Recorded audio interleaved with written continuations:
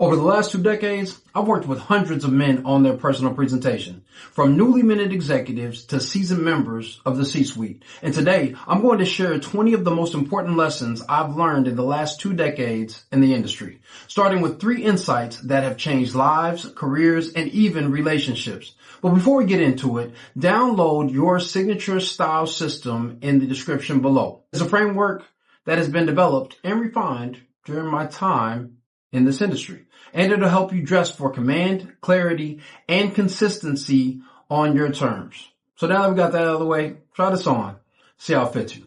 Lesson 1, stop dressing for women, start dressing for distinction. Men get it twisted. Women notice men who dress well, yes, but what they really notice is a man who dresses tastefully, self-assured. A friend of mine decided he was tired of just wearing polos out and decided to try popover collars instead for a weekend event.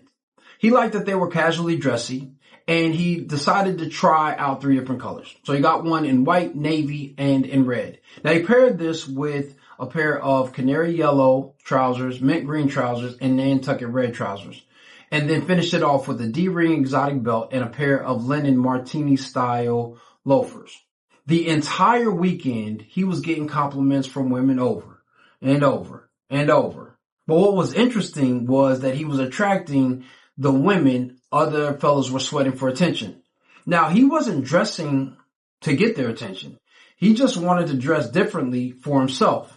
And that's when I learned that a signature style becomes a magnet for the right types of interaction. In this case, an abundance of ladies. Context is your compass. Style without context becomes disrespect. I don't care how beautiful your cream dinner jacket is. If you're wearing it to a wedding and you're not the groom, you're an asshole. And I've had quite a few clients ask, well, what did I do wrong? And it's because they don't understand that the best dressers don't need to be the flashiest all the time. They know that there's a time and a place for sartorial slaughter and a time to let others shine. But here's the secret. Even when you defer to others in their moments, you often still end up looking better than they do while still garnering respect because of your deference and your understanding of context in these situations. Lesson 3, style can get you in the places you need to be in and potentially out of some situations in others. Years ago, I had court and I walked in late. Mind your business. It wasn't that serious. It was traffic court. But I was in a pinstripe suit with a smart shirt and tie, and I was dressed so sharply that the bailiff mistook me for an attorney. Now, he was about to wave me in until he asked what client I was representing, and I said, myself. Now, listen, I wasn't trying to play pretend, but this was really all about his perception, and I learned that how you present yourself teaches the world how to treat you, and sometimes it lets you skip the line or gain entry at the most important times. Just don't tell on yourself like I did. Lesson 4, clothes can connect. Let's talk about Tom. Tom was already successful and stylish when we started working together, but he was stepping into a role that was more public. He was no longer a picture on a website that only his staff knew. People were going to see him, and he needed them to feel like they knew, liked, and trusted him. So he invested almost $20,000 into a complete wardrobe upgrade. Now, we curated a compelling and connective collection of colorful sport coats with earthy trousers and dress shirts that brought the ensembles together. And he and his wife immediately felt excited after the first look. Now, he told me later that these looks personified the friendliness, levity, and trust he wanted to convey. That's the quiet power of image, connecting in ways words can't. Now ask yourself, are your outfits connecting you with others or creating confusion? If it's the latter, make sure that you're realigning yourself for the types of connections that you want to make. Lesson 5, when a man understands himself, he's always comfortable. Once a client asked me, why am I paying so much? It's just clothes, before we started working together. But the reason we were introduced was because his wife said that he was constantly complaining about sweating and being uncomfortable in key moments. He wasn't being perceived as nervous because he lacked competence. He always was uncomfortable because he was in heavy fabrics made of cheap materials. So when we put him in a lightweight, breathable shirt and jacket, he said he felt like the AC was hitting his skin even when he was outside. He no longer sweated when he spoke, and his presentations were much more dynamic because he felt comfortable. He said, "No one has ever showed me this, and that's when I learned style is armor. It either protects your presence or it sabotages it." And that's also how I adopted the saying that style is more than clothes. And hopefully you see why now. Lesson 6. Style should always serve your needs, not your look. Now, my first client that I ever worked with had $1,000 for his clothing budget. But instead of getting him a nice capsule wardrobe, which we could have done for that amount of money, I got him in this beautiful suit and tie ensemble. Now, he looked incredible, and he actually loved the look. But when we finished working together, he said he felt like I finessed him. When I asked why, he said, "Man, I can only wear this to church."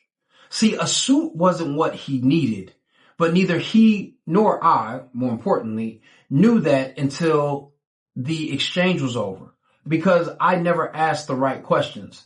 And that was the day that I learned that clothing has to serve your needs first. It can't just look good. Otherwise, it becomes unwearable clothing that just sits in your closet, which is a bad investment. Lesson 7. Your style shouldn't imitate. It should integrate. Now, this builds on the previous lesson because when I was early in my career, I used to style men in what I liked. Now, clients look great, but they never wanted to work with me after that first session.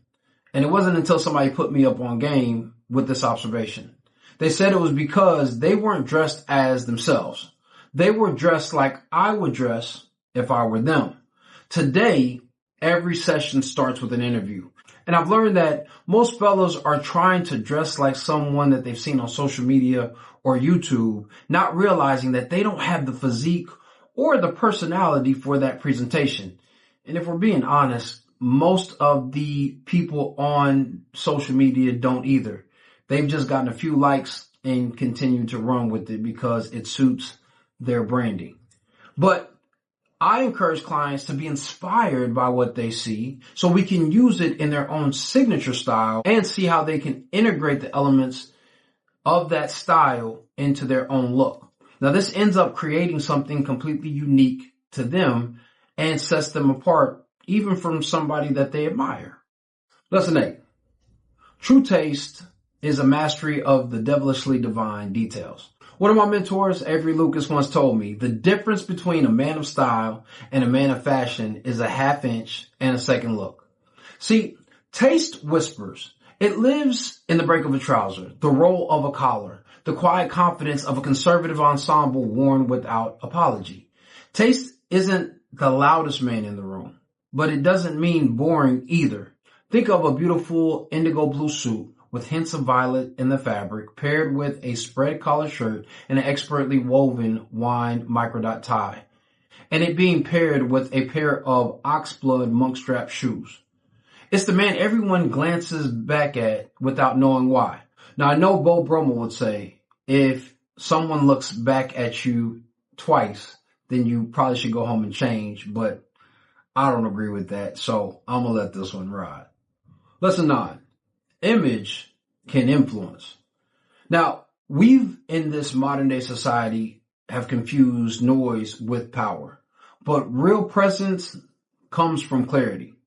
Jay-Z has said before in interviews that his presence is a gift. And that's because he can draw attention, create relevance, and cachet just by being in a room. Now, I've come across Jay-Z 3 times. 2 times we're in low-key spaces, but when he was there, everyone felt like they were at something special simply because he was in the room. Now, the last time that I saw him was at a relatively well-known party called Grits and Biscuits in New York. Now, they were well-known and it was a popular party, but this night they had a record night and their popularity grew in size overnight after people tweeted about Jay-Z being there. See, when a man who enters the room has an alignment with his gestures, his voice, and his posture, along with his clothing, and they're all speaking the same language, you can see that the items fit his stance, his status, and his movements. He doesn't need to overcompensate because he commands attention. And that's the real power of presence. It's a gift that keeps on giving. Lesson 10. You have to be true to your style. Style isn't binary. You don't have to choose between flamboyant fashion and forgettable minimalism. The consistently best dressed men don't necessarily follow extremes, although there are always exceptions. But they always reflect their essence through texture, cut, pattern, palette, and proportion. When a man aligns his wardrobe with the soul, the world notices.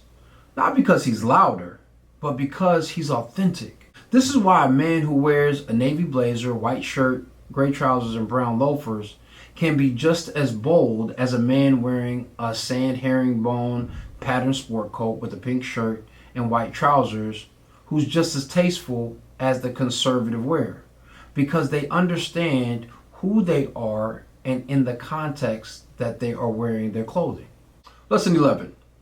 Fashion reacts. Style anticipates. Now, my most profitable clients are often my most stressful. They're great and all. They just want things at the last minute. And that puts stress on me to deliver, stress on my tailors to perform, and stress on the postman to get the delivery to them in time. All right, maybe not the last one. And while more than not I do deliver, I'm always asking them, why are we stressing ourselves out? Now, what I've learned recently is that if I strategize for them with their personal assistant or their wife, then my client doesn't need to react to an ensemble that he may not like but he's stuck with because it was at the last minute. If I anticipate his needs, I ensure that he's always the best dressed man in the room because we've planned for it. Lesson 12. Your style is always saying something, even if you weren't aware of it.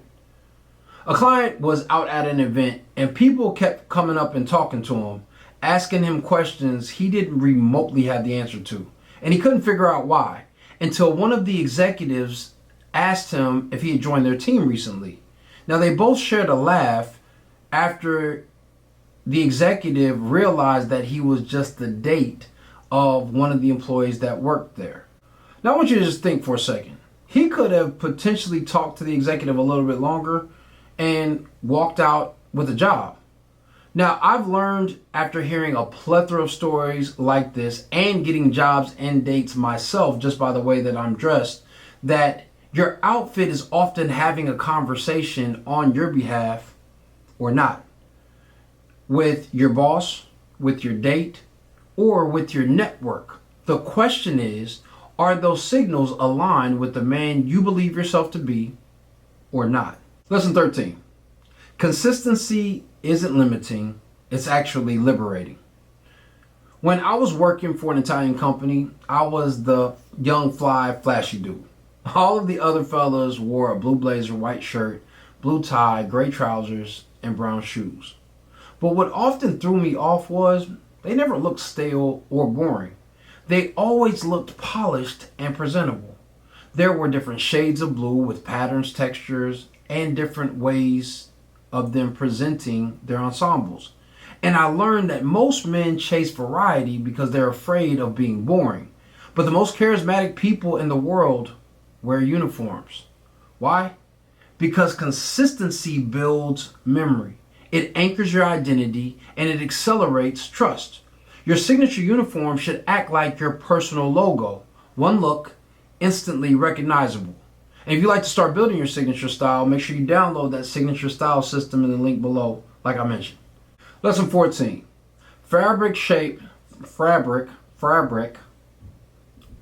Lesson 14. Fabric shapes more than clothes. I was out one day, single, and a young lady rubbed against my pinwork corduroy blazer. And she whispered in my ear, "What kind of fabric was that?" Now, she giggled when I said, "Girl, you don't know? That's that boyfriend material." Now, she kind of laughed it off, but I noticed that throughout the evening, she was coming up and just rubbing past me and didn't take her eyes off me the rest of the night. And I learned in that moment that fabric isn't just for the weather. True, it can protect you from the elements, but it alters posture, temperature, movement, and message all at once. Just think, Australian worsteds breathe differently than cashmere. Cashmere drapes differently than cotton. And bamboo feels different than silk, even though it may look the same. When you know how to wear each fabric or textile, it can make a classy ensemble cool or a conservative ensemble sensual. Lesson 15. Color is an emotional language we need to be fluid in. Now this also builds on the previous lesson. Color isn't just for decoration. It's a subtle way to send a message. I remember wearing pink socks to match my pink shirt that I wore with my black pinstripe suit. And I wore the pink because I wanted the interviewer for this job interview that I was going on to like me. Now, the interviewer politely declined my maitre d' application because she looked down at my socks and was like, "You're too loud." Now, even though I walked out with my tail between my legs, I learned that color makes you instantly legible or illegible to the right people. So you got to ask yourself, are your colors calming people or confusing them? And this doesn't just speak to the color itself. It can speak to the lightness or the darkness, the intensity of it or the softness of it. So you have to pay attention to these colors and make sure that you understand the language that they are conveying. Lesson 16. Most men don't know what they actually look like. Now, my clients often get nervous when I put them in front of the mirror, and it's because they're shown who they really are, at least physically. We pull out that tape and put it around their waist, and suddenly all of their insecurities erupt. Sloping shoulder here, stooping posture there, protruding belly, prominent seat, bowed legs, or knocked knees. It can be a lot. Now, they relax once they realize we all have our thing. But what I've learned is that when a man truly knows what he looks like, he starts to remove the layers between him and his clearest reflection. And once a man understands how to read his frame, his posture, and his position in clothing, he starts to move with an air of confidence because he knows he's promoting the things that will make him look good and concealing the things that don't. Lesson 17. Fit is about knowing yourself. Now again, this builds on that previous lesson because most men use fit as a preference. But true fit is just as much psychological as it is physiological. Your clothes should move with you, never against you. Just because you got the right size on doesn't mean that your look is balanced or proportional or that you feel comfortable or confident. Your fit should emphasize your frame, your gait, and your state of mind while concealing all of the things that make you question your confidence. Otherwise, you're going to find yourself fidgeting and adjusting without knowing why you feel uncomfortable. It's because you may have gotten something that is the right size, but doesn't fit you. Lesson 18. You must earn the right to break the rules. You want to wear sneakers with a suit? Go right ahead. There are guys who only wear sneakers with suits. And it actually works because they wear it in Australian wool worsted, seersuckers, corduroys, and doeskin, and other fabrics that will drape and express the look of casualness. See, I've realized that people want to be rebellious just to be rebellious. But if everyone is being rebellious, doesn't that just become the norm? Rebellion without foundation is just ignorance. But rebellion with knowledgeable intention, that becomes iconic art and is what really separates you from the masses. It's because you know why you're doing what you're doing. Lesson 19. Your style reflects your mindset. Now, I worked with a guy who hated his look for years. Something always just felt off. And it reflected in his work, especially when he needed to make a pitch or presentation. And it was actually costing him advancement on the job, leading to constant adjustments during meetings and always looking and feeling anxious when he was out networking. Now, we made just one adjustment and it changed everything. We changed his collar from a shorter, stingy collar to a longer, rolled one-piece collar. Now, his other clothing really wasn't wrong. His interpretation of what looked good was. And once he understood his proportion and how it framed his face, with the collar in this case, and his identity, he didn't just get an upgrade to his style. He upgraded his state of mind. So ask yourself, are you just seeing yourself, or are you fully being yourself? And if you aren't, ask yourself why. What's holding you back, and how can you make that shift so that you are always showing up as the best version of yourself? Lesson 20. Style isn't about being noticed, it's about being remembered. Your clothes aren't there to distract, they're there to reinforce. The best style often seems invisible in the moment, but it's unforgettable in hindsight. It's the quiet confidence that says, you may not know my name now, but you will by the end of the night. Not because he's shouting it from the rooftops, but because it's echoing in the ears of everyone he encounters. His image creates intrigue, but allows him to be interested in others, leaving people saying, there's just something about him. And that's when your style becomes your personal brand. It's the reputation that speaks before you do. You're moving through the crowd in a dark colored suit, a beautiful white shirt that looks pretty nondescript until you see the pictures the next day and realize there was a beautiful burgundy wine suit with a ghost chalk stripe pattern in it and a beautiful detail in the buttons of the white shirt that you're wearing. It is the thing that elevates taste and elevates spaces with the gift of your style being shown without taking away from the experience of others. The same thing that we talked about in those previous lessons. And I hope that you're starting to see that each one is going to build on the other, much like style does. Now here's a bonus lesson. Every man has a look that unlocks his legacy. Not a look he copied, not a look he borrowed, but a look that reflects his values, his standards, and his future. Now my job, and maybe your next step, is to find it. Not just for style, but for clarity, authority, and alignment. Because when you see yourself clearly, you don't just look the part, you embody it. Book your signature style strategy session now and build a style that speaks before you do. But before you and I work together, just know I'm not a stylist nor an image consultant. And in the next video, I'll tell you why I'm not and why what I do is different. But for now, I hope that you try this on and it fits you well. And I'll see you in the next video.